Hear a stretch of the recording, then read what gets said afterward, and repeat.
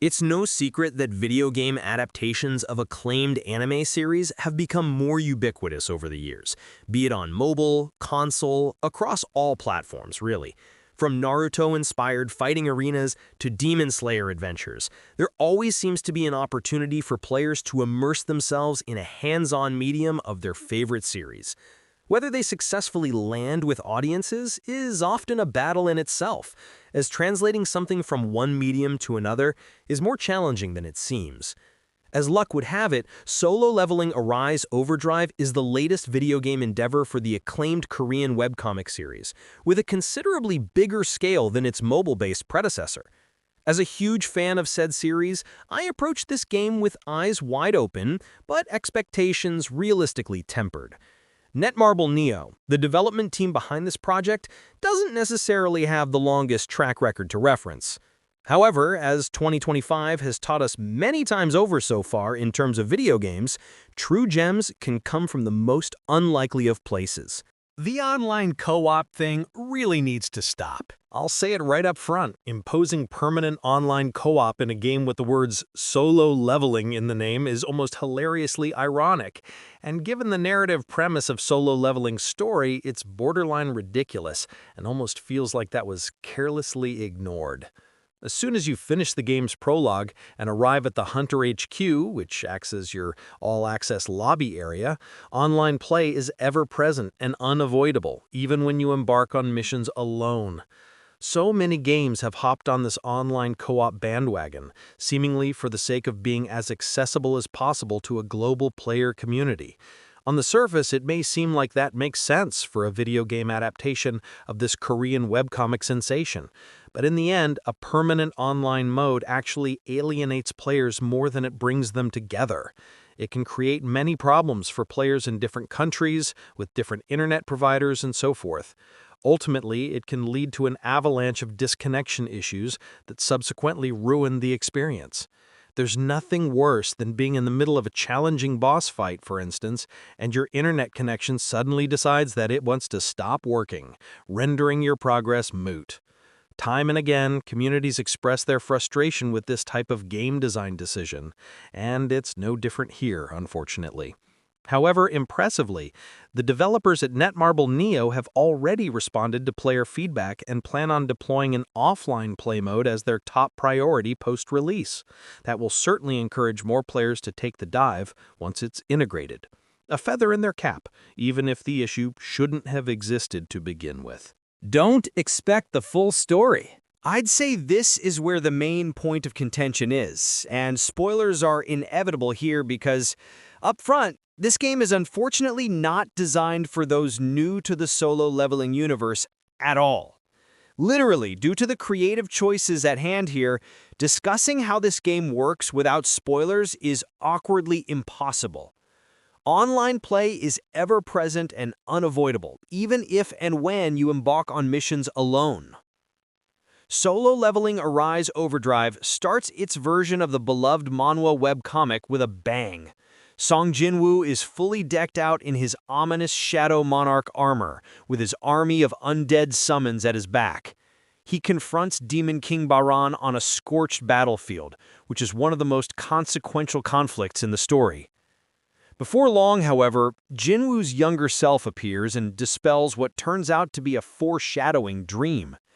In the present reality, the game quickly picks up where Jinwoo's story truly begins. Especially for those who have watched the anime adaptation, things should start to look very familiar at this point. However, the very first chapter of the game is about where reliance on this version of the story sadly ends. The reason for that is the game only provides fragments of the story, and I mean fragments. Essentially, if you're not familiar with Solo Leveling's story whatsoever before this game, you're going to get very lost and confused about what's happening very quickly. Not only is this a Cliff Notes version of Jinwoo's journey at best, but there are certain important moments in the story that are either skipped entirely or awkwardly introduced later. Why this was an acceptable creative decision is unclear to me, as it undermines not only some of the emotional weight of Jinwoo's journey, but also just flat out denies basic clarity of how and why things happen with him and other characters in the story. It certainly doesn't need to be a verbatim, heavily animated rendition of every scene from the webcomic, but doing the opposite is another way to not only irk fans, but also completely alienate newcomers. It portrays the game as fan-exclusive to those well-versed in the story and its lore. For an RPG-style game based on such an epic story, the storytelling aspect is all but abandoned for some reason. Furthermore, those expecting the game to follow the story at least up to the current status of the anime adaptation will be sorely disappointed. While the game's events lead up to the fateful confrontation with Baran and his dragon Kai-Silin on the final floor of the Demon Castle, the credits abruptly roll as soon as that battle ends. This means that the events at Jeju Island are left out entirely, save for a super brief tease after the credits of a hatched ant egg.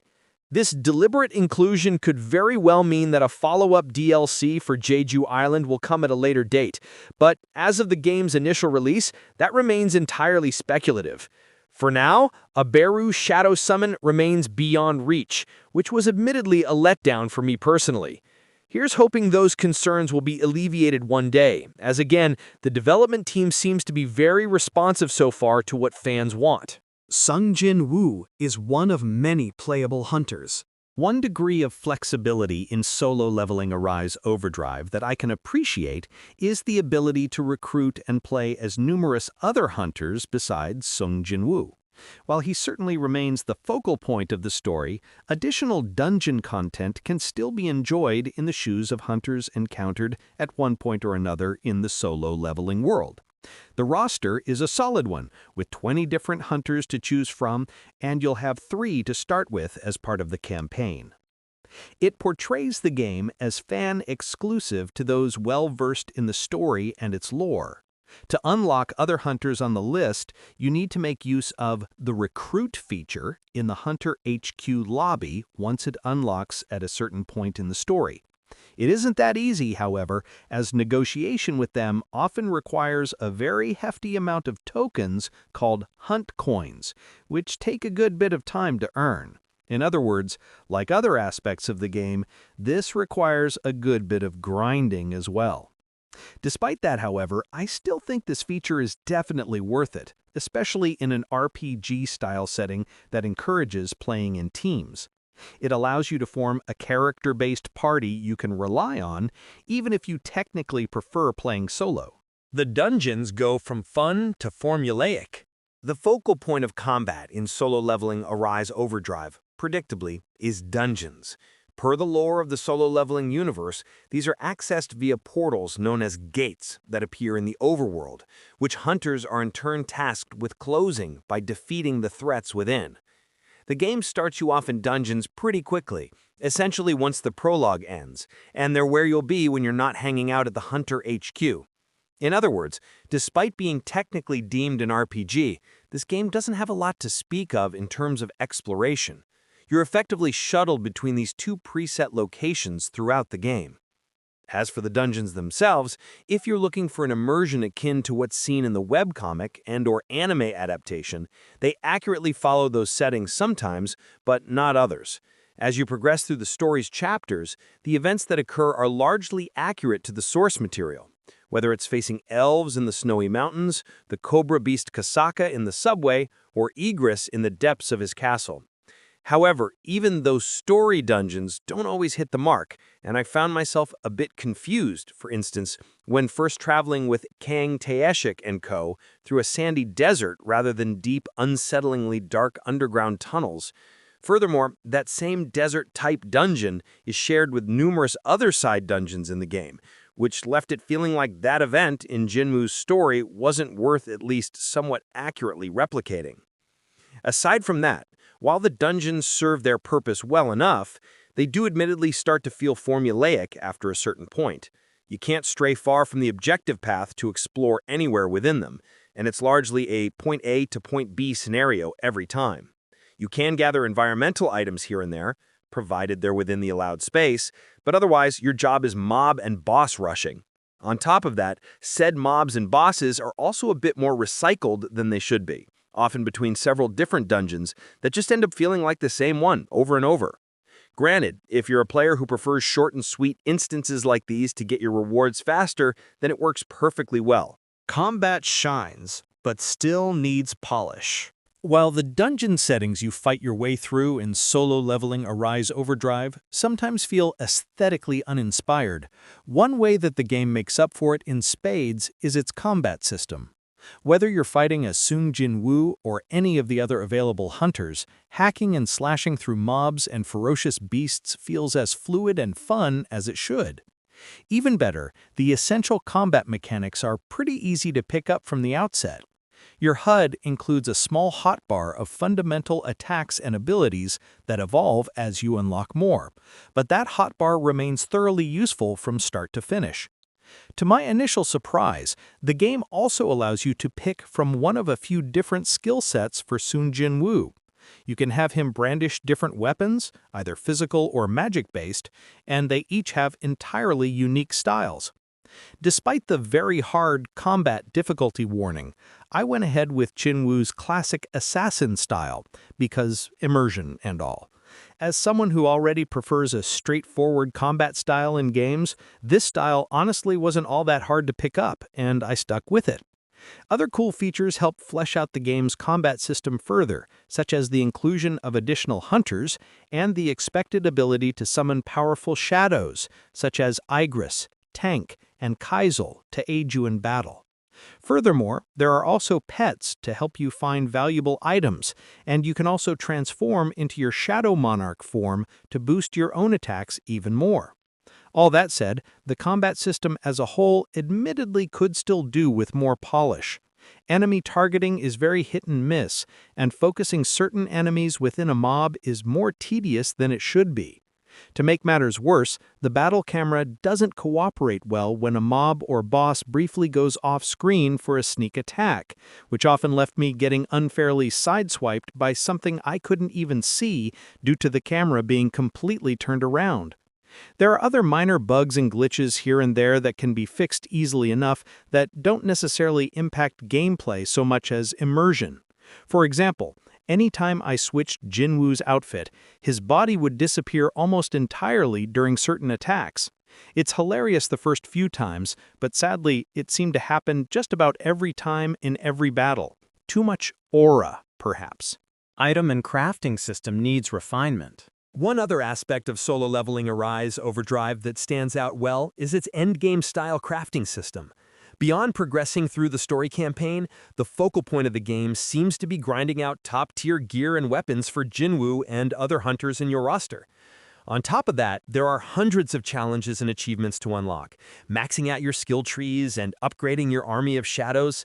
In all, the endgame can definitely keep you plenty busy here, if the grind is your cup of tea. My one quip here would be that the pacing of the story campaign falls dramatically short of that endgame grind, and it should be a bit more balanced. Aside from maybe the final boss of the base story, you can get carried fairly well with semi-upgraded gear and good distribution of skill and attribute points.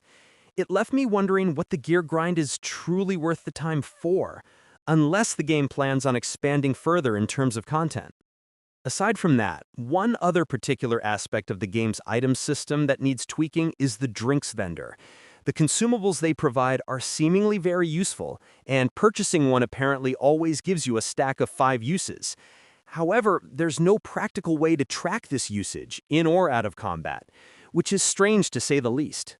Some refinement of the game's UI for item and inventory management could go a long way, such as making it clearer what certain items are for. While there is a codex or tutorial feature in the lobby, it doesn't quite hit the mark in effectively explaining features such as these. Closing comments. Solo leveling Arise Overdrive is clearly intended to be a love letter to the source material that's drawn many fans across the globe for its dramatic, protagonist-driven story, fascinating lore, thrilling fight sequences, and surprisingly emotional moments.